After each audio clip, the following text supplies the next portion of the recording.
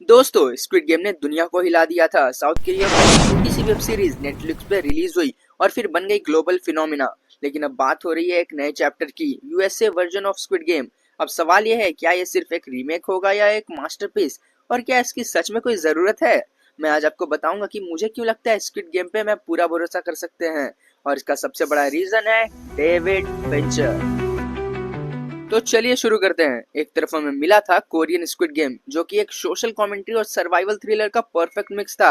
और अब USA version आ रहा है, जिसका डायरेक्ट स्टीयरिंग व्हील संभाले हैं एक legendary film maker David Fincher. अगर आपने fight club, gone girl, zodiac या माइंड हंटर देखी है, तो आप जानते हैं कि फिंचर किस लेवल के डार्कनेस और साइकोलॉजिकल डेप्थ स्क्रीन पर लाते हैं। और वही डेप्थ अब स्क्विड गेम का अमेरिकन एडेप्टेशन में देखने को मिलेगा या नहीं, ये तो हम आगे समझेंगे। Why David Fincher is the perfect choice. सबसे पहले बात करते हैं क्यों डेविड फिंचर परफेक्ट डायरेक्टर है इस प्रोजेक्ट के लिए। फिंचर हमेशा से ह्यूमन साइकोलॉजी और ग्रीड के डार्क साइड को एक्सप्लोर करते आए हैं, और स्क्विड गेम की कहानी बेसिकली ग्रीड, डेस्परेशन और सर्वाइवल के ऊपर ही तो बेस्ड है। उनकी visual style, muted colours, cold cinematography और हर एक फ्रेम में टेंशन बिल्ड करना, ये स्क्विड गेम के वाइब के लिए परफेक्ट है। माइंड हंटर में उन्होंने दिखाया कि क्रिमिनल माइंड्स को कैसे एक्सप्लोर करना है विदाउट जंप स्केयर्स, सिर्फ डायलॉग्स और एटमॉस्फेयर से। यही अप्रोच अगर स्क्विड गेम यूएसए में होती है, तो हम एक और ज्यादा ग्रिटी और रियलिस्टिक वर्जन देखने वाले हैं। बस अननेसेसरी अडल्ट सीन ना ऐड करें और वोकिज्म ना ऐड करें तो ये अच्छा रहेगा। बाकी काले रंग को तो ऐड करेंगे ही। जी हाँ, मैं सेवरस स्नेप की बात नहीं कर रहा हूँ। अब बात करते हैं शूटिंग शेड्यूल की। रिपोर्ट्स के हिसाब से यूएसए स्क्विड गेम का pre production phase already start हो चुका है।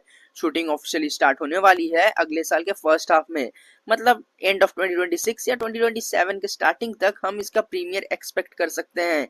नेटफ्लिक्स इस प्रोजेक्ट को फास्ट ट्रैक कर रहा है, क्योंकि स्क्विड गेम का ब्रांड उनके लिए गोल्ड माइन से कम नहीं है और कैश ग्रैब करना चाहते हैं वो।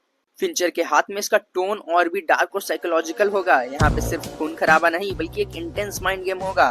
बात करें स्टार कास्ट की, तो अभी कास्ट ऑफिशियली अनाउंस नहीं हुए हैं, लेकिन रूमर्स हैं कि नेटफ्लिक्स इस प्रोजेक्ट के लिए कुछ ए लिस्ट हॉलीवुड एक्टर्स अप्रोच कर रहा है। अगर फिंचर का इन्फ्लुएंस रहा तो हम अंडररेटेड लेकिन पावर हाउस परफॉर्मर्स देख सकते हैं। मुझे पर्सनली इस प्रोजेक्ट पे फेथ क्यों है? सिंपल, जब आप एक रीमेक बनाते हैं तो इसका सबसे बड़ा रिस्क होता है कि वो सिर्फ एक कॉपी पेस्ट वर्जन ना बने, लेकिन यहाँ फिंचर की वजह से एक नया क्रिएटिव आइडेंटिटी मिलेगी। कोरियन स्क्विड गेम एक कल्चरल कमेंट्री था साउथ कोरिया के लिए। यूएसए स्क्विड गेम बन सकता है एक reflection of American society, greed, inequality, health care struggle, student डेब्ट और कैपिटलिज्म का डार्क साइड। मतलब स्टोरी वही होगी पर कॉन्टेक्स्ट अलग होगा और एग्जीक्यूशन और भी लेयर्ड हो सकता है। और एक और चीज, नेटफ्लिक्स ने squid game the challenge reality show बनाया था, जो थोड़ा मिक्स रिस्पॉन्स लेकर आया, लेकिन अब उनको पता है कि स्क्विड गेम ब्रांड को सरवाइव करने के लिए एक मास्टरपीस नैरेटिव प्रोजेक्ट चाहिए, और इसीलिए उन्होंने फिंचर को ऑनबोर्ड किया है। मतलब ये सिर्फ कैश ग्रैब नहीं होगा, बल्कि एक एम्बिशियस प्रोजेक्ट होगा। तो दोस्तों, अगर आप पूछोगे कि मुझे यूएसए स्क्विड गेम पे फेथ क्यों है, तो सिंपल आंसर है डेविड फिंचर। उनकी फिल्म मेकिंग स्टाइल, उनका स्टोरी टेलिंग अप्रोच और उनका ऑब्सेशन विद परफेक्शन इस प्रोजेक्ट को एक और लेवल पर ले जा सकता है। शूटिंग अगले साल से स्टार्ट हो रही है, और मुझे लगता है जैसे ही ट्रेलर ड्रॉप होगा, दुनिया फिर से स्क्विड गेम के फीवर में आ जाएगी।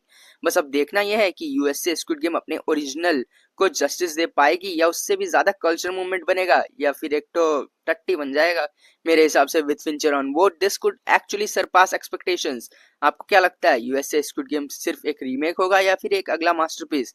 कमेंट्स में जरूर बताना। और हाँ, अगर आपको वीडियो पसंद आई हो तो लाइक एंड सब्सक्राइब करना ना भूलें। फिर मिलते हैं अगले वीडियो में, तब तक के लिए बाय।